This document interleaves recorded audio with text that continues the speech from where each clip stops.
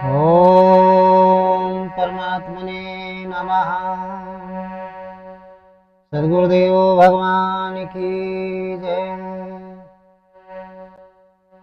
कि ध्यान मूलम गुरुर्मूर्ति पूजा मूलम गुरुपदम मंत्र मूलम गुरुर्वाक्यम मोक्ष मूलम गुरु कृपा। अखंड मंडलाकारं व्याप्तेन चराचरं तत्पदं दर्शितं येन कि तस्मै श्री गुरवे नमः। भवानी शंकरो वंदे श्रद्धा विश्वास तयां ध्यान विना न पश्यन्ति कि सिद्धा स्वान्ते स्थितमीश्वरम्। कि वंदे बोधमयं नित्यं गुरु शंकर रूपिणम्। अयमाश्रितो हि वक्रोऽपि कि चन्द्रा सर्वत्र वन्दिते। बोलिए सद्गुरुदेव भगवान की। हृदय में स्थित परमात्मा राम की जय। आज का बड़ा सुंदर प्रसंग है। हिंदू किसे कहते हैं, सनातनी किसे कहते हैं तथा सनातन धर्म की साधना क्या है, इन तीन बिंदुओं के बारे में हम बताएंगे कि हिंदू किसे कहते हैं, सनातनी किसे कहते हैं तथा सनातन धर्म की साधना क्या है। इस पर आज हम चर्चा करेंगे। हमारे देश में तमाम अनेकों प्रकार के वक्ता, प्रवक्ता, कथावाचक, संत, महात्मा, ज्ञानी, विज्ञानी, आचार्य सभी सनातन धर्म, हिंदू और सनातन धर्म की साधना के बारे में अपने अपने मत, अपने अपने विचार के अनुसार उसकी व्याख्या करते हैं। लेकिन सही व्याख्या न होने के कारण हमारे देश का जो नागरिक है, निवासी है, जो अपने आप को हिंदू समझता है, वो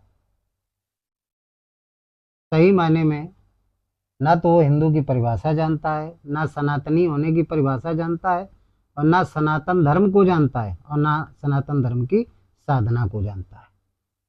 ये सब चीज़ें, ये सारे बिंदुओं को ना जानने के कारण हमारे देश में अनेक प्रकार के धर्म, मत, मतावलंबी, पंथ और अनेकों प्रकार के सदग्रंथ उत्पन्न हो गए। श्रीमद् भगवद गीता भगवान की वाणी है, लेकिन सही मायने में सनातनी, सनातन धर्म न समझने के कारण, अपने आप को हिंदू न समझने के कारण गीता की 400-500 टीकाएं लोगों ने अपने अपने मत के अनुसार लिख डाला। इनको भाष्य कहते हैं। और लिख करके उसी के अनुसार चलते हैं और दूसरों को चलने की प्रेरणा देते हैं। स्वयं सनातन धर्म की परिभाषा नहीं जानते, और जितना जानते हैं उसी के बारे में लोगों को बताते हैं। इसलिए हमारे देश में धार्मिक भ्रांति बढ़ती चली जा रही। दिन प्रतिदिन नए पंथ, नए प्रकार के वक्तव्य, और हमारा हिंदू बढ़ता चला जा रहा है। सारा हिंदू, कोई इस्लाम हुआ जा रहा है, कोई क्रिश्चियन हुआ जा रहा है, ईसाई हुआ जा रहा है, यहूदी हुआ जा रहा है। ये सारा हिंदू बढ़ता चला जा रहा है। इसका कारण ये नहीं कि गरीबी के कारण हो जा रहा है, गरीबी कोई बेस नहीं है। बेस क्या है? सनातन धर्म को ना जानने के कारण। और सनातन धर्म की जो सही व्याख्या है वो अनादि गीता में, जो भगवान की वाणी है, और उस गीता का सही हिसाब से अनुवाद न करने के कारण, न जानने के कारण, क्योंकि स्वाध्याय नहीं करते, अध्ययन नहीं करते, तमाम भाष्य टीकाएं लिख दिया, इसलिए भ्रमित हो गए। तो सनातनी नहीं बन पाए, सनातन धर्म को नहीं पहचान पाए, और अपने आप को नहीं समझ पाए कि हिंदू की परिभाषा क्या है। इसी वजह से तमाम जातियां बन गई, हिंदू, मुस्लिम, सिख, ईसाई, और ब्राह्मण, क्षत्रिय, शूद्र, वैश्य आपस में लड़ते रहते हैं। धर्मशास्त्रों की चौपाई, दोहे, छंद, सोठा, श्लोकों को लेकर के आपस में झगड़ते रहते हैं। तो मेरे प्रिय बंधु, भक्तों, अनुरागी, जिज्ञासु भक्तों, मैं आज आप लोगों को, प्रिय श्रोताओं, आप लोगों को हिंदू क्या है, इसकी क्या परिभाषा है, सनातनी किसे कहते हैं, सनातन धर्म क्या है, सनातन धर्म की साधना क्या है, इसके बारे में हम आज आप लोगों को बताएंगे। आप लोग चित्त वृत्ति को बिल्कुल एकाग्र करके इस सत्संग को सुने। तो कहते हैं कि जो सबसे प्राचीन है, सनातन की पहले परिभाषा बताएंगे, सनातन किसे कहते हैं। जो सबसे प्राचीन है, अनादि है, वही सनातन है। जो सबसे प्राचीन है, अनादि है, उसे ही सनातन कहते हैं। तब और क्या है? अनादि है, उसका आदि अंत नहीं है, और अविनाशी भी है, वही सनातन है। तो अब ऐसी कौन सी चीज है? तो कहते हैं कि जो सबसे प्राचीन है वही सनातन है, और उसे जानने की विधि सनातन विधि है। और सनातन को जानने वाले मनुष्य, जो सनातन को जानते हैं, वो जानने वाले जितने मनुष्य हैं, उनको हिंदू कहते हैं। ये संक्षेप में अभी हम परिभाषा बता रहे हैं। क्या क्या बताया आप लोगों को? कि जो सबसे प्राचीन है वही सनातन है, और उस सनातन को जानने वाली जो विधि है, कैसे जाने कि वो सनातन, सनातन को जानने वाली जो विधि है, वो सनातन जो विधि है वही सनातन धर्म की साधना है। और सनातन धर्म को जानने वाले जितने मनुष्य हैं वो सभी हिंदू हैं, और जो सनातन धर्म को नहीं जानते हैं वो हिंदू नहीं है। अब हम आपको एक एक बिंदु पर एक एक के बारे में विस्तार से बताएंगे। आप लोग अपनी चित्त वृत्ति को हमारे सत्संग की तरफ जागृत रखिए, आपकी बात समझ में आ जाएगी। भारत में सनातन सनातन सभी चिल्लाते हैं, देखा होगा आप लोगों ने, सोशल मीडिया में, सत्संगों में सारे संत महात्मा सनातन सनातन चिल्लाते हैं, हम सनातनी हैं, सनातन धर्म स्वीकार करो। लेकिन सही मायने में सनातन की परिभाषा नहीं बताते हैं। सभी के बारे में नहीं कह रहे हैं, कुछ हैं, कुछ परसेंट तो हैं, 5%, लेकिन 95% नहीं जानते।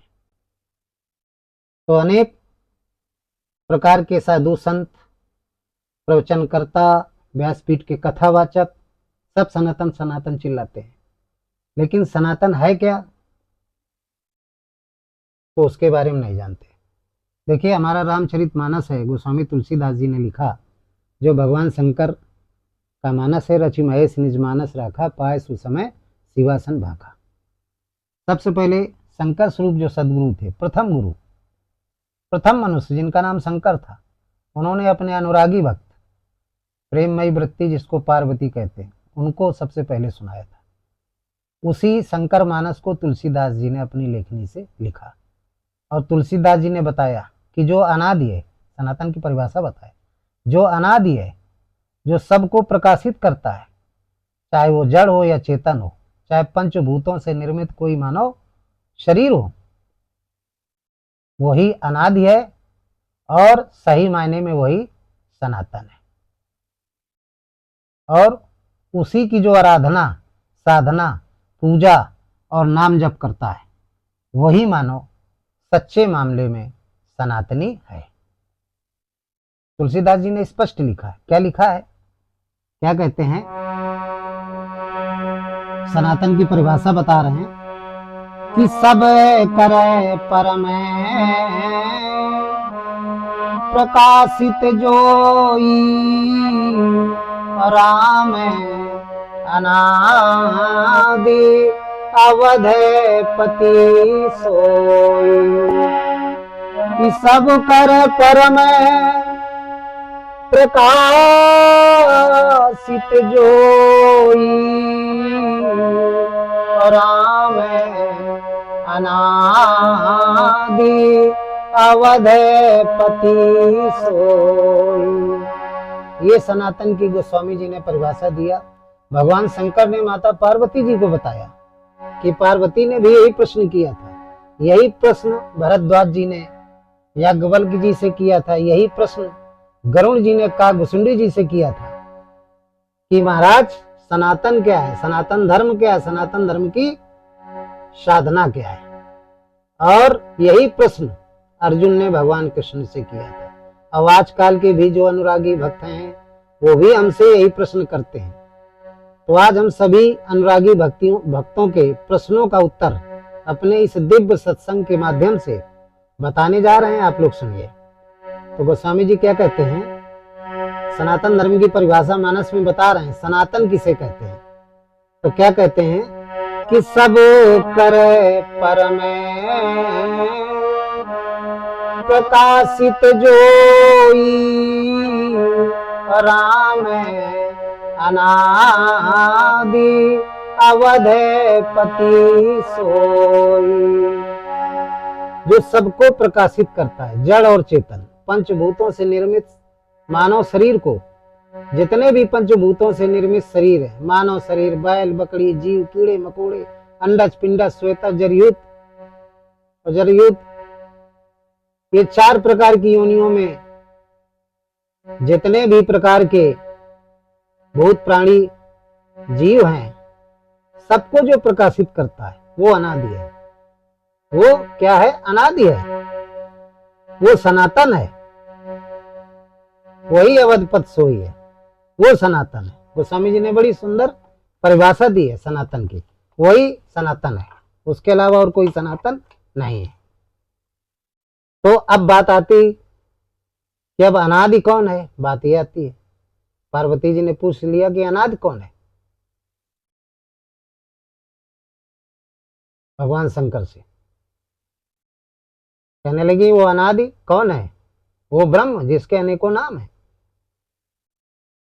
भगवान शंकर ने कहा बिल्कुल वही अनादि है, सबके अंतःकरण में वो रहता है, सबके अंतःकरण में निवास करता है। पार्वती उसका एक नाम नहीं है, वैसे तो अनामी है, नाम और रूप से अनिर्वचनीय है, लेकिन उसकी करनी और रहनी के हिसाब से उसके अनेकों नाम है। तो पार्वती जी ने कहा भगवान शंकर से और गरुण जी ने कहा काकभुसुंडी जी से कि प्रभु बताइए कितने नाम हैं? बोले हम प्रमुख प्रमुख नाम आपको बता रहे हैं। जो अनादि है, जो सनातन है, तो कहते हैं सबके अंतःकरण में रहता है, इसलिए एक नाम उसका आत्मा है। अंतःकरण में निवास करने के कारण उस ब्रह्म का, उस सनातन का एक नाम क्या है? आत्मा है। और दूसरा अंतःकरण में रहकर प्रकृति से अतीत है, परे है। अंतःकरण में रह करके अंतःकरण के बाहर प्रकृति से परे है, अतीत है, इसलिए दूसरा नाम उसका एक शिव है। फिर कहा जड़ चेतन सबके हृदय में रमण करता है। रमे निरंतर आत्मा सब घटा ठोयाम और ताही से बुद्ध संत जन कहता सुरा। जड़ में रमण करता है, चेतन में रमण करता है और सबके उर में, हृदय में, अंतःकरण में रमण करता है, इसलिए उसका एक नाम राम भी है। फिर बताने लगे, काकभूषुंडी जी गरुण जी को, माता पार्वती जी को भगवान शंकर कहने लगे, और श्री राम जी हनुमान जी भरत जी और लक्ष्मण जी सबको बताने लगे। ये भी तत्वदर्शी सदगुरु थे। श्री कृष्ण अर्जुन को बताने लगे, कहने लगे सभी भग रूपी शरीरों को चलाने के कारण उसका एक नाम क्या है? भगवान है। भगवान ये शरीर होता है, इसको चलाने वाले को भगवान। जैसे गाड़ी चलाने वाले को गाड़ीवान, पहलवानी करने वाले को पहलवान। तो वान माने होता है चलाना। तो सारे भगों का को चलाता है। उसी की शक्ति से हम बोल पाते हैं, देख पाते हैं, सुन पाते हैं, चल पाते हैं। हमारी सारी इंद्रियां काम करती हैं उपद्रष्टा रूप में, इसलिए उसका एक नाम क्या है? भगवान है। श्वासों के सुरों में स्थित है, इसलिए उसका एक नाम ईश्वर है। और विश्व के एक एक अणु में व्याप्त है, इसलिए उसका एक नाम क्या है? विष्णु है, महाविष्णु। और विश्व के एक एक कण में स्थित है, इसलिए उसका एक नाम क्या है? ब्रह्म है। और विश्व के अणु अणु में स्थित है, इसलिए उसका एक नाम विष्णु है, महाविष्णु है। तो उसके हजारों नाम है, अनेकों नाम है। हालांकि गोस्वामी जी ने स्पष्ट कर दिया है कि वैसे नाम और रूप से अनिर्वचनीय है। क्यों? वो परमात्मा है क्या? एक तो ज्योतिर्स्वरूप है, ज्योतिषाम अब तज्ज्योति स्तमसा च परमुच्यते, और ज्ञानम ज्ञेयम ज्ञान गम्यम हृदय सर्वस्व विष्टतम। अर्थात उसके अनेकों नाम है, ज्योतिर्स्वरूप है, नाम उसके अनेक है। एक नाम हो तो कहा जाए करनी और रहने की वजह से उसके हजारों नाम है। वैसे उसका कोई नाम नहीं है। अकथ नाम है नामानुरूपा ब्रह्म सुख है अनुभव है अनुपा। वेदों ने भी कहा है, बिन पद चले सुने बिन काना, कर बिन काज करे विदनाना, आनंद रही सकल रस भोगी, बिन वाणी वक्ता बड़ जोगी, तन बिन परस नयन बिन देखा, ग्रही ग्रान बिन बार असेका, सब भांत लौकिक करनी महिमा जासु जाय नहीं बनी। जाय न जानत वेद बुद्ध जाय, धरे मुनि ध्यान, और सो दशरथ सुध भगत हित कौशलपत भगवान। ऐसा परमात्मा है, बिना मुख के सब कुछ खाता है, बिना आंख के सब कुछ देखता है, बिना कान के सब कुछ सुन सकता है, बिना वाणी के सर्वत्र बोल सकता है, बिना नाक के सब कुछ सुन सकता है, बिना त्वचा के सब कुछ स्पर्श कर सकता है, जिसको वेद भी नहीं जानते। ऐसा परमात्मा, उसके इतने नाम है। तो सभी धर्म शास्त्रों में एक ही बात कही गई है कि परमात्मा सत्य है, शाश्वत है और अनादि है, सनातन है। सत्य है, शाश्वत है और सनातन है। सनातन का मतलब अनादि है, सत्य है। सत्य किसे कहते हैं? जिसका कभी विनाश ना होता हो, जो कभी मरता ना हो, कभी नष्ट ना होता हो, वही सत्य है। और शाश्वत है, शाश्वत का मतलब पहले भी था, आज भी है, आगे भी रहेगा। और सनातन है, सबसे प्राचीन है, उसके पहले वो सबका पिता है। जितने भी सबको सनात करने का काम करता है, उसी की वजह वो सबको सनात करता है, वो सनातन है, सबका पिता है। सभी भूत प्राणियों के हृदय में व्यापक रूप में है, और भूत प्राणियों के अलावा जड़ चेतन में, प्रकृति के जितने भी जड़ चेतन है, सब में वो व्याप्त रूप में, सब में व्याप्त रूप में। उसे आत्मा कहें या परमात्मा कहें, ये एक दूसरे के पर्यायवाची शब्द है, अलग अलग नहीं। तमाम लोग आत्मा और परमात्मा में अंतर समझते हैं। चाहे आत्मा को अंतःकरण में है, प्रसुप्त अवस्था में, क्षीण अवस्था में, इसलिए आत्मा उसका नाम है। और अंतःकरण के बाहर प्रकृति में, प्रकृति से परे है, अतीत है, इसलिए उसका एक नाम परमात्मा है। गीता में भगवान कृष्ण ने कहा अर्जुन से, अर्जुन ने यही बात जब पूछी तो भगवान कृष्ण ने अर्जुन से कहा कि आत्मा को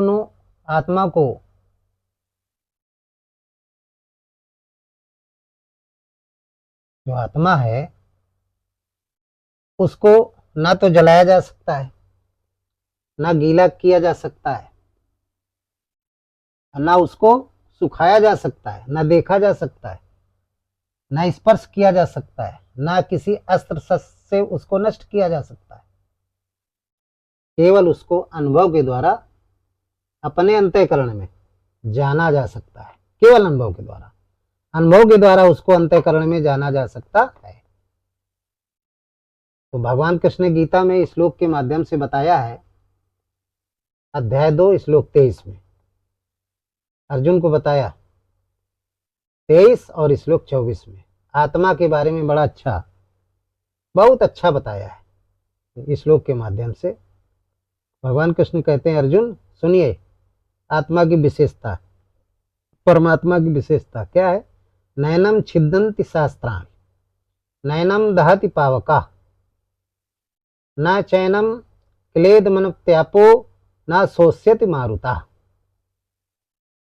नैनम छिदन्ति शास्त्राणि, आत्मा को किसी भी अस्त्र शस्त्र से छेदा नहीं जा सकता। नैनम दहति पावका, अग्नि उसे जला नहीं सकती है, कोई भी शस्त्र उसे काट नहीं सकता, छेद नहीं सकता है।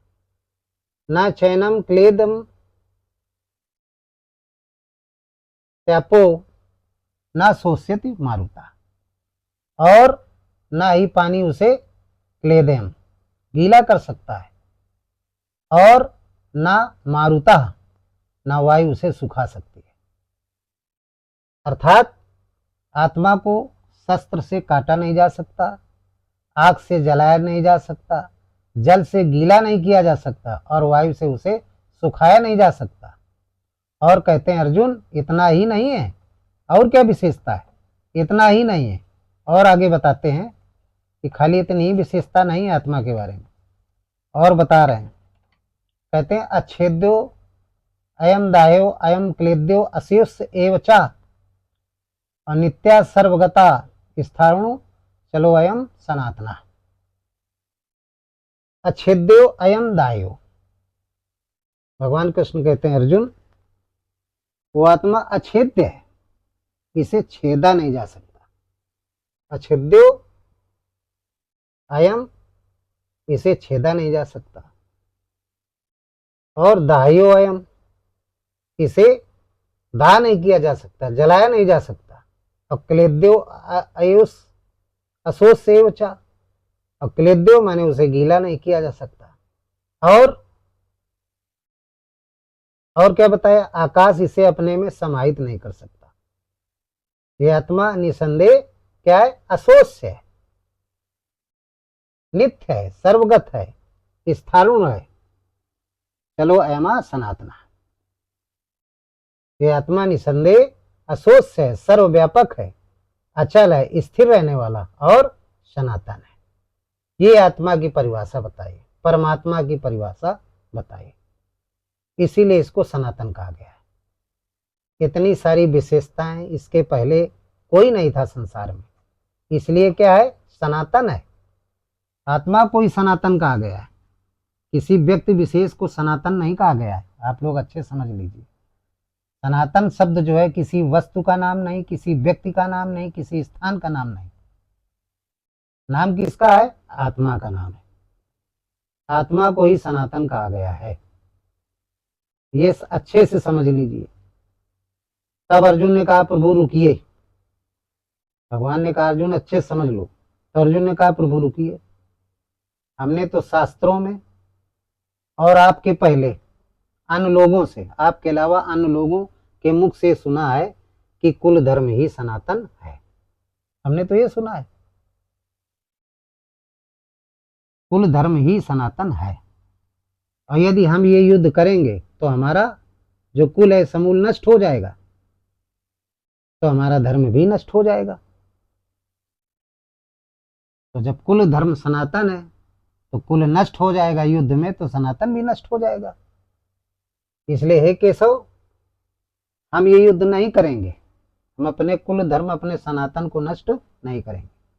अब आप कहते हैं कि नहीं आत्मा सनातन है, और हमने ऐसा सुना है। तो भगवान कृष्ण हंसने लगे और कहा अर्जुन से कहा कि अर्जुन, जो कुल धर्म को सनातन मानते हैं वे अज्ञानी हैं, और यदि अर्जुन तुम मानते हो तो तू इसे अपना अज्ञान समझ। आत्मा ही सिर्फ एकमात्र सनातन है, इसके अलावा ना तो कोई वस्तु, ना कोई व्यक्ति, ना कोई स्थान, कोई भी सनातन नहीं है। इसके अलावा जिस चीज को जो लोग सनातन मानते हैं वो अज्ञानी है। और आत्मा जो सत्य है, जो आत्मा को जो सत्य मानते हैं, सही माने में वही सनातनी हैं, वही सनातनी धर्मी है। तुलसीदास जी ने धर्म की परिभाषा बहुत अच्छी बताई है। भगवान कृष्ण का आत्मा सत्य है, शाश्वत है और सनातन है। तो आत्मा पहले क्या है? सत्य है, शाश्वत है। शाश्वत का मतलब पहले भी थी, आज भी है और आगे भी रहेगी। और सनातन है, सबसे प्राचीन है। तो गोस्वामी तुलसीदास जी ने कहा कि आत्मा सत्य है, शाश्वत है और सनातन है। तो सनातन धर्मी, धर्म की परिभाषा क्या बताया गोस्वामी जी ने? क्या कहा है? बहुत अच्छे शब्दों में उन्होंने बताया धर्म की परिभाषा। रामचरितमानस में कहते हैं गोस्वामी जी कि धर्म ना दूसरे सत्य समाना, अवागम निगम पुराण बखाना। कि धर्म न दूसरे और सत्य समाना, अवागम निगम पुराण बखाना, आगम निगम पुराण बखाना। बड़ी अच्छी परिभाषा दिया। धर्म न दूसर सत्य समाना, आगम निगम पुराण बखाना। सत्य को ही धर्म बताया गोस्वामी जी ने। और कहते हैं, मैं नहीं कह रहा हूं, आगम निगम पुराण बखाना। सभी धर्मशास्त्र जितने हैं और धर्मशास्त्र को मानने वाले सभी कहते हैं कि सत्य ही धर्म है। जो सत्य का पालन करता है, सत्य को जान जाता है, वही क्या है? वो धर्मात्मा है, सत्य को जान जाता है। तुलसीदास जी ने मानस में आत्मा को ही सत्य माना है और सत्य को ही धर्म माना है। और ये बात सभी शास्त्रों ने बखान किया है। यही बात श्री कृष्ण कहते हैं गीता में कि जीव से आत्मा पर्यंत दूरी तय करने वाली विधि, जीव से आत्मा पर्यंत दूरी तय करने वाली जो विधि है या साधना है, जो लोग नहीं जानते वो सनातनी नहीं है। और जो जानते हैं, जीव से आत्मा पर्यंत दूरी तय करने वाली जो विधि है वो सनातन, वो विधि क्या है? जो जानते हैं वो साधना, सनातन की साधना विधि को जानते हैं। अब वो है क्या? वो है जप यज्ञ, श्वास प्रश्वास का जप। इसी को नियत कर्म कहा गया है। इसी को नियत कर्म कहा गया है। 4 प्रकार की है, वैखरी, मध्यमा, पश्यंती और परा। इसी को नियत कर्म कहा गया है। तो श्वास प्रश्वास का जप, इसी को जप यज्ञ कहते हैं गीता में। जब साधक इसका जप करता है तब ये सनातन साधना कहलाती है। इसी को सनातन साधना कहते हैं, क्योंकि आत्मा का जप है, उस परमात्मा का जप है। तो भगवान कृष्ण ने कहा नियत कर्म वैखरी मध्यमा पश्यंती ही सनातन साधना है। पहले हम वैखरी विधि से सनातन साधना करें, राम राम जपें, स्वयं सुने और दूसरे सुने। फिर कुछ दिन बाद मन के द्वारा मध्यम स्वर में स्वयं कहें और स्वयं सुने, दूसरा कोई न सुन पाए। इसको मध्यमा कहते हैं। ये वैश्य श्रेणी का जप है। और वैखरी क्या है? प्रथम श्रेणी, शूद्र श्रेणी का जप है। फिर जब इन दोनों जपों से क्या होता है? मन को संयमित किया जाता है। जो संसार में मन भाग रहा है, बड़ा चंचल होता है, उसको संयमित किया जाता है, इंद्रियों को संयमित किया जाता है। फिर पश्यंती जाप, ये क्षत्रिय श्रेणी का होता है। इसमें जप यज्ञ होता है, मार काट होती है, क्षत्रिय युद्ध लड़ता है। जप यज्ञ काम, क्रोध, मद, लोभ, आशा, तृष्णा, विषय वासना, आसुरी प्रवृत्तियों का हवन होता है। ये क्षत्रिय श्रेणी का है। अचपा जाप है। फिर परावाणी, परावाणी क्या है? ये ब्राह्मण श्रेणी का जाप है। इसमें क्या होता है? सारे संकल्प विकल्प शुभ और अशुभ नष्ट हो जाते हैं। एक परमात्मा का चिंतन करने लगता है। सब जगह से जो मन है, कहीं इस देवता की पूजा में, कहीं उस देवी की पूजा में, लगता है वो सब खत्म हो जाता है। सिर्फ हृदय स्थित राम का चिंतन करने लगता है, एक परमात्मा का चिंतन करने लगता है। जब श्वासा सुमरे घड़ी विचारे लगन रख शब्द में राचे। तो जब शब्द में मन लग जाता है, एक हृदय स्थित परमात्मा के चरणों में मन लग जाता है सब जगह से हट करके, तो वो जाप क्या हो जाता है, परावाणी क्षेत्र की स्थिति वाला साधक हो जाता है। उसको ब्राह्मण कहते हैं। जब जीव आत्मा से मिल जाता है, अंतिम तुरीय अवस्था में पहुंच जाता है, जब तुरीय अवस्था में पहुंच जाता है तो ब्राह्मण श्रेणी का वो भक्त हो जाता है।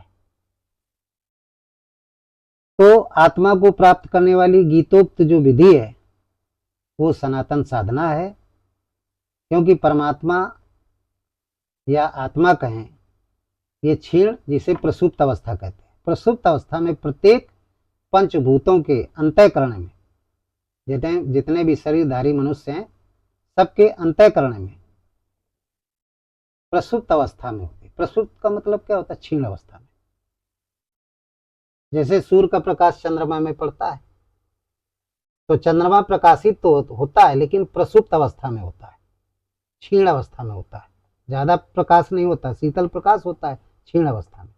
इसी तरीके से जो परमात्मा है अंतःकरण में, वो क्षीण अवस्था में होता है, उसको प्रसुप्त अवस्था कहते हैं। और जब नाम का जप किया जाता है तो फिर वही क्षीण अवस्था वाला, चंद्रमा के समान अवस्था वाला जो परमात्मा है, वो क्या हो जाता है, सायस प्रकाश स्वरूप हो जाता है, सूर्य के समान हो जाता है। सब कर परम प्रकाशित है, सूर्य के समान, महासूर्य के समान होकर के उसके अंदर ब्रह्मा की स्थिति, विष्णु की स्थिति और महेश की स्थिति ये उत्पन्न हो जाती है। तो वो सहज प्रकाश स्वरूप हो जाता है, वो पूर्ण सूर्य के समान हो जाता है, महासूर्य के समान पूर्ण परमात्मा की स्थिति वाला हो जाता है। तो फिर वो करता क्या है, सब कर परम प्रकाशित जोई राम अनादि अवध पथ सोई, फिर सबको प्रकाशित करने लगता है। तो भगवान कृष्ण कहते हैं, जब नाम का जप ओम कहें या राम कहें, ये दोनों प्रणव हैं, इनसे जब साधक जप करता है तब वही क्षीण प्रकाश जो चंद्रमा के समान था, वो सूर्य के प्रकाश के रूप में परिवर्तित हो जाता है और सबको प्रकाशित करने लगता है। तो बात आती है कि आत्मा ही सत्य है, शाश्वत है, सनातन है। आत्मा को ही सनातन कहते हैं और आत्मा को मानने वाले को सनातनी कहते हैं। सत्य के रास्ते पर चलने वाले या सत्य के रास्ते पर चलने वाली विधि को सनातन साधना कहते हैं। वो विधि क्या है, जप यज्ञ गीता में गीतोक्त साधना कहते हैं। बैखरी मध्यमा पसंती और परा, ये गीतोक्त विधि है, इसी को नियत कर्म कहते हैं। तो वो सनातनी हो जाता है। अब बात आती है कि हिंदू, हिंदू किसे कहते हैं, ही और धन इंदु। ही माने हृदय, इंदु माने चंद्रमा। चंद्रमा के समान प्रसुप्त अवस्था वाला वो आत्मा अंतःकरण में रहता है, और जब नाम के जप से उसको सूर्य के समान साधक बना लेता है, तो वो सही मायने में हिंदू कहलाता है, वो सनातनी हो जाता है। वो हिंदू क्या हो जाता है, सनातनी हो जाता है। भगवान कृष्ण ने गीता में बताया, उपद्रष्टा चान्मंता भरता भोक्ता महेश्वरा और परमात्मेति चाप युक्ते देहे अस्मिन पुरुषा परा। उपद्रष्टा रूप में यानी क्षीण प्रकाश के रूप में, चंद्रमा के रूप में सबके हृदय में, लेकिन जब नाम का जप करता है, गीतोक्त साधना करता है साधक, वैखरी मध्यमा पश्यंती और परा, तो जब नाम का जप करता है, अचपा जाप करता है, तब फिर वही उपद्रष्टा परमात्मा अनमंता हो जाता है, जागृत होने लगता है, सहज प्रकाश स्वरूप तेज प्रकाश उत्पन्न होने लगता है। फिर ब्रह्मा की स्थिति जागृत होती है। तो ब्रह्मा की स्थिति, ब्रह्मा क्या करते हैं, सद्गुणों की रचना करना, सृष्टि की रचना करना। तो सारे सद्गुण जो 33 कोटि सद्गुण हैं, 33 प्रकार के, ज्ञान वैराग समदम दया तेज प्रज्ञा सद्भावना सदाचार, जितने भी सद्गुण हैं ये सब जागृत हो जाते हैं और जागृत होकर के प्रकाश फैलाने लगते हैं, प्रवचन के माध्यम से, लेखनी के माध्यम से। तो सब संत कहलाते हैं।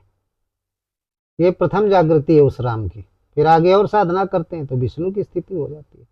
विष्णु की स्थिति में भगवान क्या करते, उस साधक की जितनी भी आवश्यकता है मौलिक, खाने के लिए क्या चाहिए, पहनने के लिए कितना चाहिए, किस स्थान पर पूजा करना चाहिए, कैसी जगह होना चाहिए, सारी व्यवस्था भगवान करते हैं। फिर इस साधक को कुछ नहीं करना पड़ता। राम कीन चाहे सो हुई और करे न था नहीं कोई। साधक कुछ नहीं कर पाता, भगवान उसकी लगाम अपने हाथ में ले लेते हैं। फिर और जब वो साधक भजन करता है तो महेश की स्थिति में पहुंच जाता है। तो महेश क्या करते हैं, महेश के हाथ में क्या होता है, त्रिशूल। तब फिर सतोगुण, रजोगुण, तमोगुण और 3 अवस्थाएं, जागृत, सुसुप्ति और स्वप्न। जागृत, स्वप्न और सुसुप्ति, ये 3 अवस्थाएं, और 3 गुण, रजोगुण, तमोगुण, सतोगुण, इनसे पार कर देते हैं। तीनों स्थितियों से ऊपर उठ जाता है। शंकर जी क्या करते हैं, तीनों गुणों को नष्ट करते हैं। तीनों गुणों के जो विचार हैं, तमोगुणी विचार, रजोगुणी विचार और सतोगुणी विचार, इनका संहार करते हैं।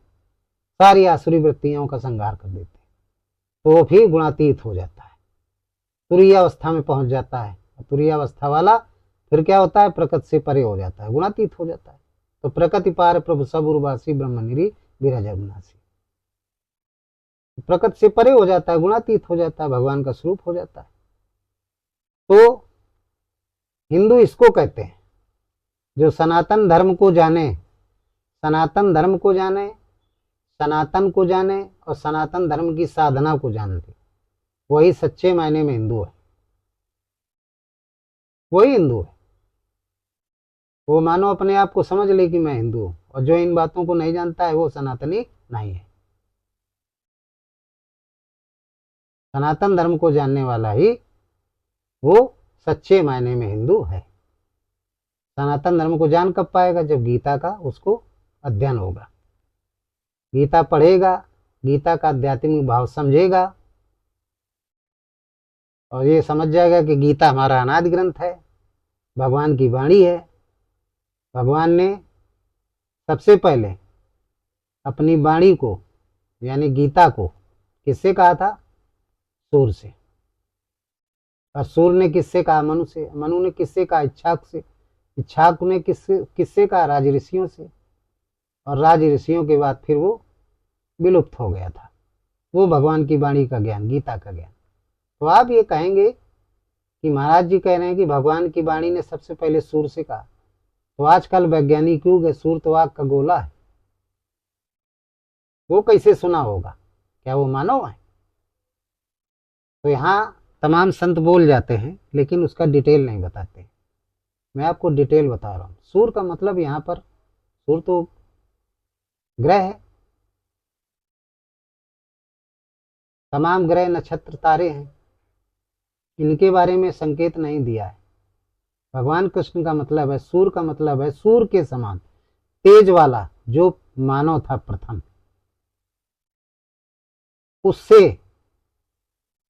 उसको सबसे पहले भगवान की वाणी ने उसको बताया था। सबसे पहले उसको गीता बताया था। प्रथम मानव जो था सूर के समान तेजस्वी, उसको क्या कहते हैं, शंकर कहते हैं। तो सूर के समान, और सूर के समान तेजस्वी कौन होता है, जो दिन रात राम राम जपता है, तुरीय अवस्था वाला। तुम पुनि राम राम दिन राती और सादर जपो अनंग राती, उसको सूर्य कहते हैं। जो सारे संसार को प्रकाशित करने की क्षमता रखता है, उसको सूर्य कहते हैं। तो उस ऐसे मानव को सबसे पहले गीता का ज्ञान, गीता के बारे में, गीता की अमृत वाणी को सुनाया उस परमात्मा ने, जो दिखाई नहीं पड़ता, केवल वाणी के द्वारा, आकाशवाणी के माध्यम से बताया। फिर वो सूर्य के समान तेजस्वी मानव, उसने किसको बताया, मनु को। सूर्य ने किसको बताया, मनु को। तो यहाँ पर मनु कौन है, जो मन सहित इंद्रियों का संयम करने वाला दूसरा मानव। ऐसा संत जो मन सहित इंद्रियों का संयम करके एक ब्रह्म का चिंतन करता हो, उसको मनु कहते हैं। उसको सुनाया। और फिर उस मनु ने किसको सुनाया, तो कहते हैं इच्छाक को सुनाया। इच्छाक कौन है, तो मनु ने इच्छाक को सुनाया। इच्छाक किसे कहते हैं, इच्छाक कहते हैं आरत भक्त को। जो जिज्ञासु भक्त है, आरती है। बूढ़ो तत्व न साधु दुरावें, और आरती जब अधिकारी पावे। जो साधु हैं, संत हैं, मनु के समान, ऐसे तत्वदर्शी सत जो संत हैं, वह अनुरागी भक्त को ही गूढ़ तत्व सुनाते हैं। तो मनु ने इच्छा को सुनाया। तो जब अनुरागी भक्तों को सुनाया तो फिर अनुरागी भक्तों ने क्या किया, और प्रचार प्रसार किया। इच्छाक ने राज ऋषियों को सुनाया, और राज ऋषियों को सुनाया, और ये काल आगे समय बढ़ा, स्मृत काल आ गया। तब समय बहुत बीत गया। 2-2.5 वर्ष पहले अशोक के बाद तीसरी पीढ़ी के शासक हुए थे शुंगपुष्प। एक क्रूर राजा हुए थे। तो उन्होंने अपने मंत्रियों से पूछा कि भाई अशोक का इतना बड़ा नाम क्यों हुआ। तो उन्होंने कहा अशोक ने बौद्ध धर्म की स्थापना की, बहुत सारे मठ बनवाए, तमाम बौद्ध धर्मों के मंदिर बनवाए, इसलिए नाम हुआ। तो उन्होंने कहा अच्छा। तो शुंगपुष्प नामक जो राजा था, अशोक का वंशज था, उसने सबको तोड़वा दिया और बोला मैं तोड़वा दूंगा तो मेरा भी नाम हो जाएगा। और उसने कहा और क्या अशोक ने किया। बोले अशोक ने गीता का प्रचार प्रसार किया। तो बोले मैं गीता भी बंद करवा दूंगा। तो गीता को पढ़ना पढ़ाना सब कुछ बंद करवा दिया, सारी गीता की पुस्तकों को जलवा दिया। जब जलवा दिया तो फिर गीता का जो ज्ञान था, जो भगवान की वाणी थी, गीतोक्त साधना भी बंद हो गई। और ये मंत्रियों के, आचार्यों के माध्यम से प्रचार प्रसार कर दिया कि जो गीता पढ़ेगा या महाभारत पढ़ेगा, गीता पढ़ेगा तो उसका पुत्र साधु हो जाएगा, और जो महाभारत पढ़ेगा उसके घर में रोज लड़ाई होगी। इसलिए जनता में अराजकता फैलने लगी, क्योंकि बहुत समय पहले से एक परमात्मा का चिंतन होता था, गीतोक्त साधना होती थी, गीता का पाठ किया जाता था।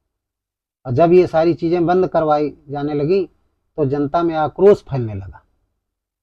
तो उसने ये र्यूमर्स, अफवाह फैला दी, अंधविश्वास फैला दिया कि गीता को जो पढ़ेगा उसका पुत्र साधु हो जाएगा। क्या अपने पुत्र को साधु बनाना चाहती हो? सब साधु हो जाएंगे तो फिर देश का क्या होगा।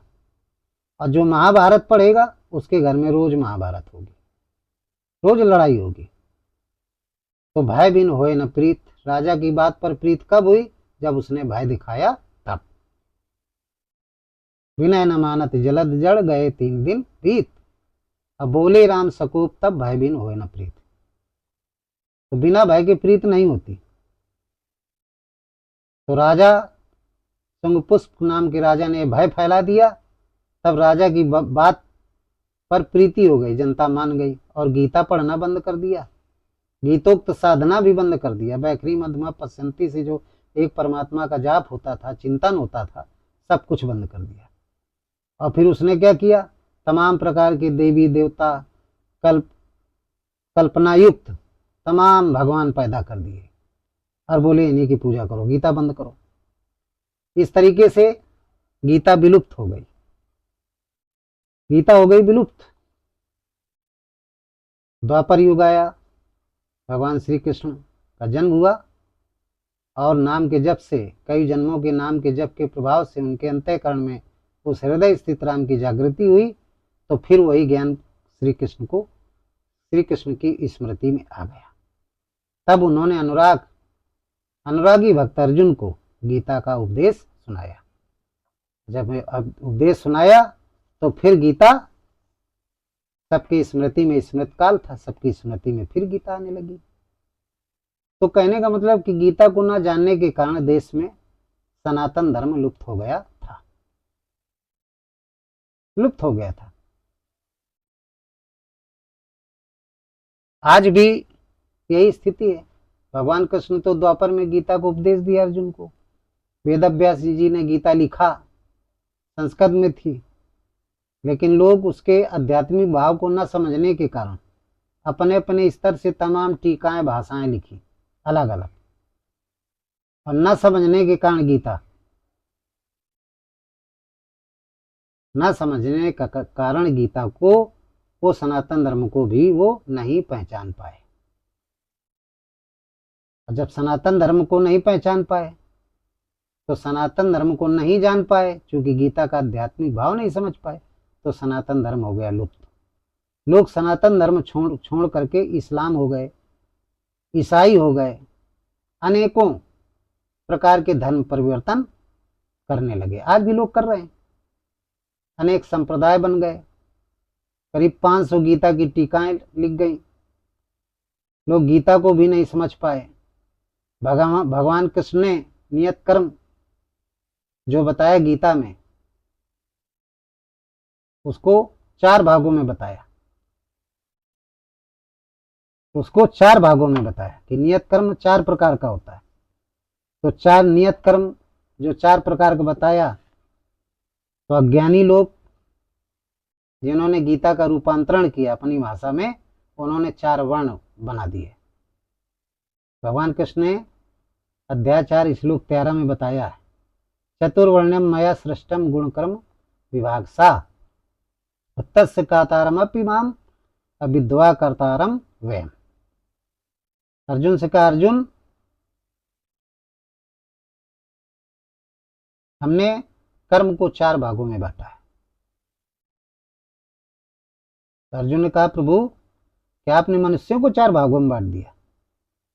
भगवान कृष्ण ने कहा, नहीं, मनुष्यों को 4 भागों में नहीं बांटा है, गुण कर्म विभाग सा, मैंने गुणों के माध्यम से कर्म को 4 भागों में बांटा है, मनुष्यों को 4 भागों में नहीं बांटा है। गुण एक पैमाना है। गुण क्या है? एक पैमाना है। कितने गुण होते हैं? 3 प्रकार के, तमोगुणी, रजोगुणी और सतोगुणी। जो तमोगुणी लोग होते हैं वो आलसी होते हैं, निद्रामय होते हैं, प्रमाद युक्त होते हैं। तो उनको, उनके अंदर काम, क्रोध, मद, लोभ, ईर्ष्या, द्वेष ज्यादा होता है। ऐसे मनुष्यों को हमने बैखरी श्रेणी, भजन की प्रारंभिक अवस्था वाला भक्त बताया है। वो प्रथम श्रेणी का भक्त है, स्टार्टिंग श्रेणी का, भजन की प्रारंभिक अवस्था वाला भक्त है, जिसको शूद्र कहा गया है। शूद्र का मतलब प्रारंभिक अवस्था वाला भक्त।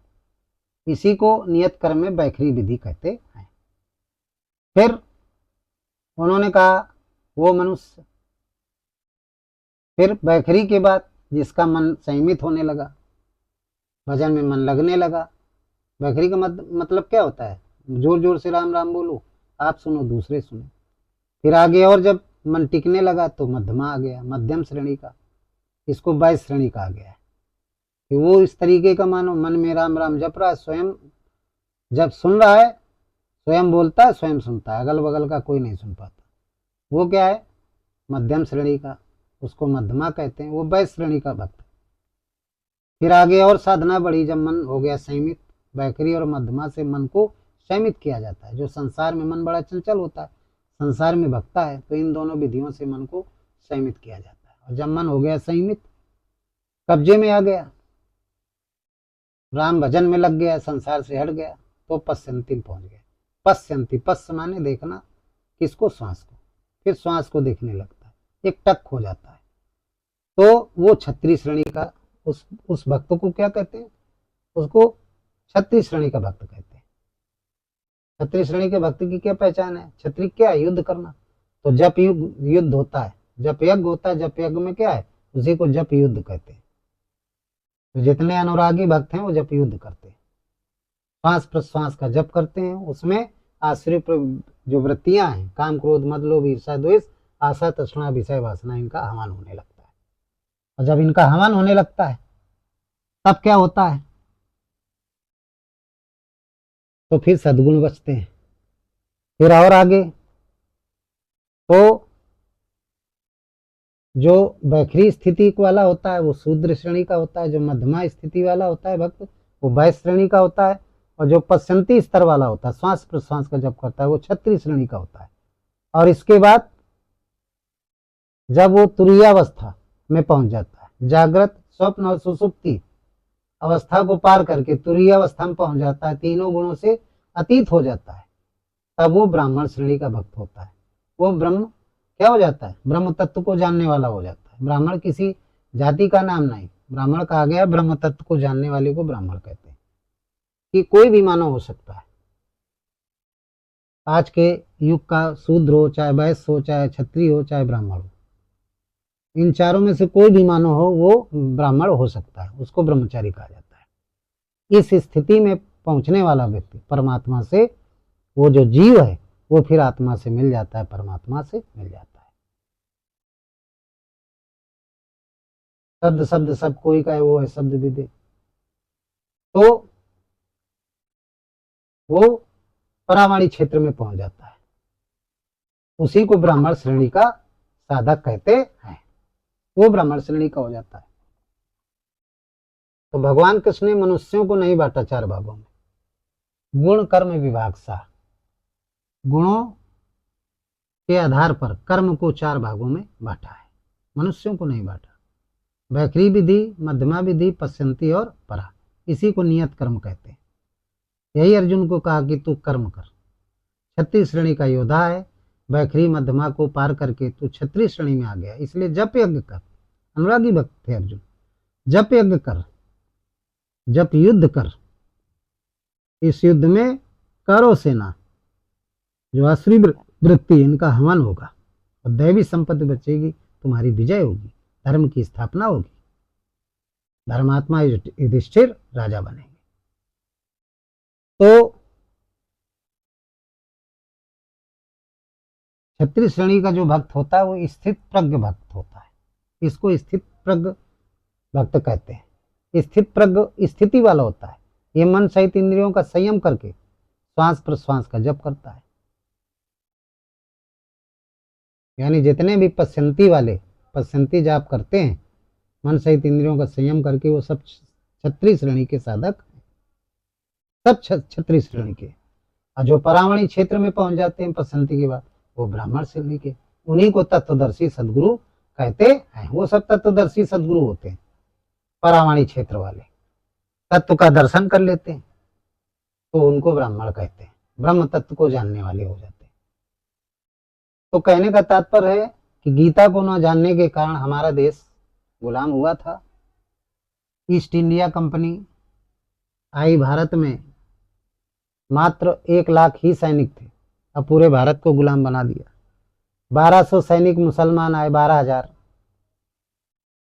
सोमनाथ मंदिर पे, और गीतोक्त विधि न जानने के कारण वो सोमनाथ मंदिर को लूट ले गए।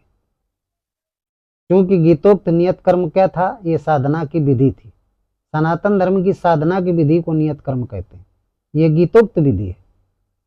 लेकिन इसको न जान करके टीकाकारों ने 4 वर्ण बना दिया, 4 वर्ण बना दिया।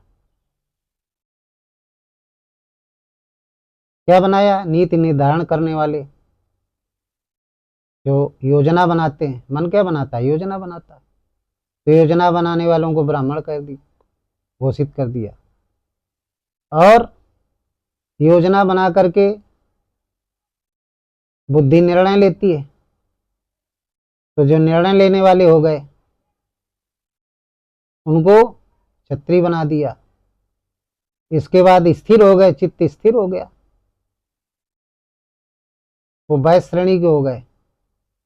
और इसके बाद जो योजना बनाया, नीति निर्धारण का काम किया, ब्राह्मण हो गए। मोटे ताजे थे, लड़ाई झगड़ा करने वाले, उनको कह दिया तुम क्षत्रिय हो। जो व्यापार की दिशा में मन लगा रहे थे उनको वैश्य कह दिया, आप वैश्य हो। और जो बिल्कुल पढ़े लिखे नहीं थे बेचारे, उनको कह दिया तुम शूद्र हो, सेवा करो, 3 होगी। ये बना दिया, 4 भागों में मनुष्यों को बांट दिया। अब बोले क्षत्रिय केवल युद्ध कर सकता है, और जरूरत पड़ी तो ब्राह्मण कर सकता है। कब? जब उसकी संप्रभुता पर आंच आएगी तब। बाकी वो नहीं करेगा, क्षत्रिय करेगा। सोमनाथ के मंदिर में 12,000 आए, ब्राह्मण स्तर के भी मनुष्य थे, वैश्य स्तर के भी थे, और शूद्र स्तर के। वो सब खड़े रहे, क्षत्रिय लड़ते रहे, मारे गए। यही स्थिति आई थी ईस्ट इंडिया कंपनी जब आई, वो भी 1 लाख अंग्रेज आए थे। और यही विचार सबके अंदर रहे कि क्षत्रिय केवल युद्ध करेंगे, बाकी कोई नहीं करेगा। तो धीरे एक एक करके पूरे भारत को गुलाम बना दिया। तो गीतोक्त विधि सनातन को न समझने के कारण, सनातन साधना क्या है, नियत कर्म क्या है गीता का, इसको न जानने के कारण, अपने आप को हिंदू न जानने के कारण हमारा देश अंग्रेजों का गुलाम हुआ और मुसलमानों का भी गुलाम हुआ, सबने गुलाम कर दिया। तो आज भी लोग सनातन धर्म को नहीं जानते, सनातन की परिभाषा नहीं जानते, गीतोक्त साधना नहीं जानते, गीता का आध्यात्मिक भाव नहीं जानते। इसलिए लोग धर्म परिवर्तन कर रहे हैं और देश में अनेक प्रकार के संप्रदाय रोज कुकुरमुत्ते की तरीके उत्पन्न हो रहे हैं। लोग प्रचार प्रसार करके व्यापार कर रहे हैं, अनेकों प्रकार के राम नाम को भूल करके विभिन्न प्रकार के नामों का प्रचार प्रसार कर रहे हैं, धन कमा रहे हैं और ऐसे जी रहे हैं। जनता बेवकूफ, हिंदुस्तान भेड़िया दशा चल रहा है।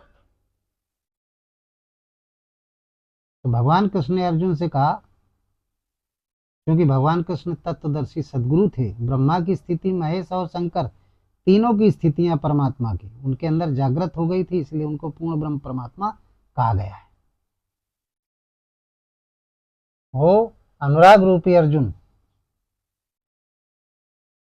को ये उपदेश दिया था, ये रहस्य बताया था। जब अर्जुन ने इस रहस्य को जाना तब वो कुरुक्षेत्र में जप यज्ञ करने लगा, युद्ध करने लगा, युद्ध करने को तैयार हुआ और लास्ट में उसकी विजय हुई। तो जो सनातन धर्म को जान जाता है उसकी लास्ट में विजय होती है और वही सच्चे मायने में हिंदू है। केवल ये कहने से नहीं कि हम सनातनी हैं, सनातनी हैं, सनातनी हैं। सनातनी का मतलब है हृदय स्थित एक परमात्मा का नाम जप करो, उसकी जो साधना है वैखरी मध्यमा पश्यंती और परा, ये जो नियत कर्म है शुरू से शुरू करो, पहले वैखरी का जाप करो, फिर मध्यमा में पहुंचो, फिर पश्यंती में, फिर परा में, तब आप उस सत्य को जान पाएंगे। सत्य क्या है? आत्मा, परमात्मा, वही सनातन है। और उसके रास्ते पर चलने वाला सत्य ही क्या है? धर्म है। धर्म न दूसर सत्य समाना, आगम निगम पुराण बखाना, ये रामचरितमानस में लिखा है। उसी सत्य को धर्म कहते हैं। और उस सत्य को जो मानता है वही क्या हो जाता है? एक परमात्मा का चिंतन करने वाला और एक परमात्मा को मानने वाला, वही सनातन धर्मी है। वैखरी मध्यमा पश्यंती, ये सनातन विधि है। इस विधि से उस हृदय स्थित परमात्मा का जो भजन करता है, नाम चिंतन करता है, वही सच्चे मायने में हिंदू है। और जो ये काम नहीं करता है वो हिंदू नहीं है। अपने आप में भले बना रहा है कि हम हिंदू हैं, लेकिन वो हिंदू नहीं हो सकता है। किसी की भी कीमत में हिंदू नहीं हो सकता है, वो हिंदू है ही नहीं। और ये काम सब लोग करने लगे तो हमारा देश सिर्फ एक परमात्मा का चिंतन होने लगे और गीता का आध्यात्मिक भाव लोग समझने लगे।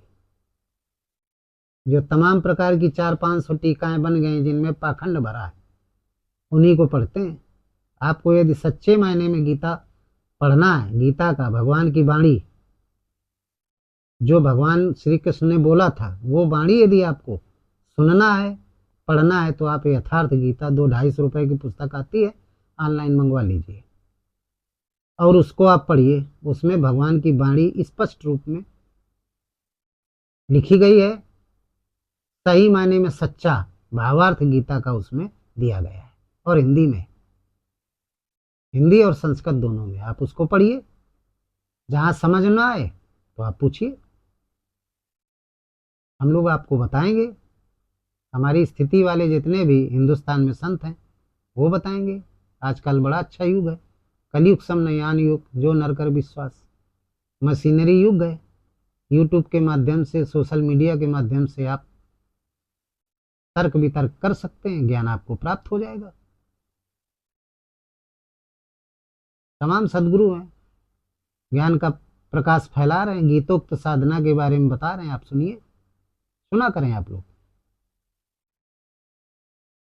गीतोक्त साधना करने लगोगे, हृदय स्थित राम का चिंतन करने लगोगे, सारे नामों को छोड़ करके, तो आपकी दिशा सही हो जाएगी। और जब दिशा सही हो जाएगी, पाखंड रहित हो जाएंगे, दिशा सही हो जाएगी, तो आपके जीवन की दशा अपने आप बदल जाएगी, आप सुखी हो जाएंगे, आपको पूर्ण शांति मिल जाएगी। तुम्हें शरणम गच्छ सर्वभावेन भारत, तत्प्रसादा परम शांति स्थानम प्राप्स्य शाश्वतम। तब आपको सही मायने में आपको पूर्ण शांति मिलेगी। हृदय स्थित राम का स्वरूप क्या है? ज्योत्सम ज्योति स्तमसा च परमुच्यते। भगवान कृष्ण ने अर्जुन से कहा, और ज्ञानम ज्ञेयम ज्ञान गम्यम हृदय सर्वस्व विष्टतम। वो ज्योति स्वरूप परमात्मा है और उसको पूर्ण ज्ञान के द्वारा ही जाना जा सकता है। बिना ज्ञान के हम बार बार कहते हैं भक्ति बेकार है। संत कबीर ने कहा, राम नाम में अंतर है, कोई हीरा कोई पत्थर है। तो ज्ञान अर्जित करना बहुत जरूरी है। यदि आपके अंदर ज्ञान नहीं है तो फिर आप राम को नहीं जान पाएंगे, आप जान ही नहीं पाएंगे। लड़ते रहेंगे सूर और तुलसी कि राम कौन है। जो अज्ञानी वो आपस में लड़ते रहते हैं। कबीर पंथी कहते हैं हमारे कबीर के राम अलग थे, तुलसी के राम अलग हैं। तुलसी वाले कहते हैं हमारे राम अलग हैं, कबीर के राम अलग हैं। ज्ञान है नहीं उनको, जबकि दोनों के राम एक ही है, अंतर कुछ नहीं। जो घट घट में लेटा है वही दशरथ का बेटा है, उसी राम का सकल पसारा, वही राम सब जग से न्यारा है। हम अपने सत्संग में ये आपको बहुत बार बताया है कि घट घट में जो लेटा राम है नाम के जब से वो दशरथ का बेटा हो जाता है। और फिर उस मानव को सारे संसार में राम ही राम दिखाई देते हैं और सारे संसार में रह करके गुणों से अतीत हो जाता है, प्रकृति से परे हो जाता है, तो एक राम सब जग से न्यारा, वो सगुण परमात्मा हो जाता है, श्री राम श्री कृष्ण के तरीके। उसके अंदर ब्रह्मा विष्णु महेश परमात्मा की तीनों जो शक्तियां हैं उनकी स्थितियां आ जाती हैं, परे हो जाता है। तो ये आज सनातन धर्म के बारे में बताया, आप लोगों की बात समझ में आ गई होगी। इसलिए आत्मा ही सत्य है, शाश्वत है और सनातन है। इसके अलावा और आत्मा को जो मानता है, एक परमात्मा को जो मानता है, हृदय स्थित परमात्मा को जो मानता है, वही सनातनी है। और हृदय स्थित परमात्मा को प्राप्त करने की जो विधि है, वैखरी मध्यमा पश्यंती, इसको गीता का जप यज्ञ कहा गया। श्वास प्रश्वास का जो जप करता है मन सहित इंद्रियों का संयम करके, वही सनातन धर्म की साधना है, वही गीतोक्त साधना है। ये सारे जो काम करता है वही सच्चे मायने में हिंदू है, वो सच्चे मायने में हिंदू है। तो कोई भी हिंदू बन सकता है। हिंदू का मतलब ये नहीं कि हिंद में रहता है, हिंद महासागर ये हिंद प्रांत है तो हिंदू हो गए। हिंदू की परिभाषा ही नहीं। और जब आप ये जान जाएंगे तो धर्म परिवर्तन नहीं करेंगे। कितना भी कोई रुपया दे आप धर्म परिवर्तन नहीं करेंगे। अपने आप को जान जाएंगे कि हम सनातनी हैं। तो इन्हीं शब्दों के साथ इस सत्संग को हम समाप्त करते हैं। बोलिए सद्गुरुदेव भगवान की जय। सर्वे भवन्तु सुखना, सर्वे सन्तु निरामया, सर्वे भद्राणि पश्यन्तु मा कश्चित् दुःख भाग् भवेत्। बोलिए सच्चिदानंद भगवान